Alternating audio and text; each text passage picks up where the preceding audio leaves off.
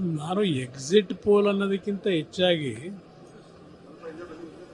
Particular ಆಗಿ ಚನ್ನಪಟ್ಟಣಕ್ಕೆ ಸಂಬಂಧಪಟ್ಟಾಗೆ ನಾನೇ ಅಲ್ಲಿ 15 ದಿವಸ ಚುನಾವಣಾ ಪ್ರಚಾರದಲ್ಲಿ ಭಾಗವಹಿಸಿದ್ದೇನೆ.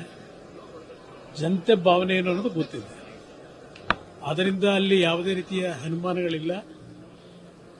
ಜನತಾದಳದ NDA ಅಭ್ಯರ್ಥಿ ಗೆಲ್ತಾರೆ. ಮಹಾರಾಷ್ಟ್ರ ಆ ಕಡೆನೂ ಕೂಡ ಎಕ್ಸಿಟ್ ಪೋಲ್ ಅಲ್ಲಿ NDAಗೆ ಬಹುಶಃ ಎರಡೂ ರಾಜ್ಯಗಳಲ್ಲೂ ಬಿಜೆಪಿ ಅತ್ಯಂತ ಹೆಚ್ಚಿನ ಒಂದು ಜನತೆ ಆಶೀರ್ವಾದದೊಂದಿಗೆ ಮತ್ತೆ ಅಧಿಕಾರಕ್ಕೆ ಬರ್ತಾರೆ ಅಂತಕ್ಕಂಥದ್ದು ಎಲ್ಲರ ಭಾವನೆ ಇದೆ. ಉತ್ತರ ಇಂಡಿಯಾ ರೇಷನ್ ಕಾರ್ಡ್ ರದ್ದು ಮಾಡಿರೋ ವಿಚಾರ ಕುರಿತಂತೆ ರಾಜ್ಯ ಸರ್ಕಾರ ಕೇಂದ್ರದ ಮೇಲೆ ಬೊಟ್ಟು ಮಾಡ್ತಾ ಇದೆ ಸರ್. ಕೆಲವೊಂದು ಮಾನದಂಡಗಳ ಆಧಾರದ ಮೇಲೆ ಕ್ರೈಟೀರಿಯಾ ಕೊಟ್ಟಿದೆ, ಆ ಆಧಾರದಂತೆ ನಾವು ಪಾಲನೆ ಮಾಡ್ತಾ ಇದೀವಿ ಅಂತ ಹೇಳ್ತಾ ಇದ್ದಾರೆ ಸರ್. ಅದು ಇವತ್ತು ಬಂದಂಥ ವರದಿಯ ಆಧಾರದ ಮೇಲೆ ಹೇಳ್ತಾ ಇದ್ದಾರೆ. ಕಳೆದ ಒಂದು ವಾರದಿಂದ ಯಾಕೆ ಹೇಳಲಿಲ್ಲ? ಕರ್ನಾಟಕದಲ್ಲಿ ಈ ವಿಷಯದಲ್ಲಿ ಸರ್ಕಾರ ತೆಗೆದುಕೊಂಡಂಥ ನಿಲುವುಗಳೇನಿದೆ ಅದರ ಮೇಲೆ ಜನತೆಯ ಒಂದು ಪ್ರತಿಕ್ರಿಯೆಗಳೇನು ಬಂತು ಕಳೆದ 2-3 ದಿವಸಗಳು, ಅದು ಉತ್ತರ ಕೊಡ್ಲಿಕ್ಕೆ ಆಗದೇ ಇರತಕ್ಕಂಥ ಪರಿಸ್ಥಿತಿ ಬಂದವು. ಈಗ ಮುಖ್ಯಮಂತ್ರಿಗಳು ಒಂದು ಹೇಳಿಕೆ ಕೊಡ್ತಾರೆ, 6 ಸಚಿವರು ಒಂದು ಹೇಳಿಕೆ ಕೊಡ್ತಾರೆ.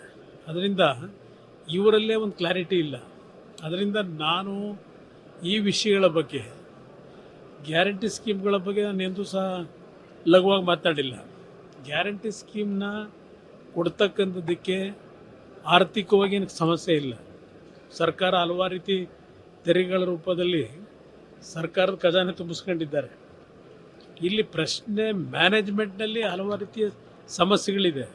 ಅದನ್ನು ಸರಿಪಡಿಸ್ಕೊಳ್ಳಿ ಅಂತಕ್ಕಂಥ ಮೊದಲು ಹೇಳ್ಕೊಂಡ್ಬಂದಿದ್ದೇನೆ, ಈಗಲೂ ಅದನ್ನೇ ಹೇಳ್ತೇನೆ. ಸರ್ಕಾರ 7 ಕೋಟಿ ಕಾರ್ಡ್ ಅನ್ನ ರದ್ದು ಮಾಡಿದೆ ಅಂತ ವಿಚಾರ ಇವತ್ತು ಬೆಳಕಿ ಬರ್ತಾ ಇದೆ. ಡಬಲ್ ಸ್ಟ್ಯಾಂಡರ್ಡ್ ಪ್ರಶ್ನೆ ಮಾಡ್ತಾ ಇದೆ.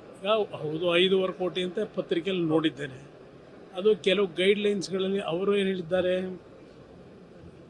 ಕೇಂದ್ರ ಸರ್ಕಾರ ಹೇಳಿರ್ತಕ್ಕಂಥದ್ದು ಈಗ ಇತ್ತೀಚೆಗೆ ಏನು ಈಗ ನಮ್ಮ ಕೆಲವು ಆಧಾರ್ ಕಾರ್ಡನ್ನು ಲಿಂಕ್ ಮಾಡಿರ್ತಕ್ಕಂಥದ್ದೇನಿದೆ ಅದರಿಂದ ಕೆಲವು ಜಿನೇನಿಟಿ ಏನಿದೆ ಅನ್ನೋದು ಗೊತ್ತಾಗ್ತಿದೆ.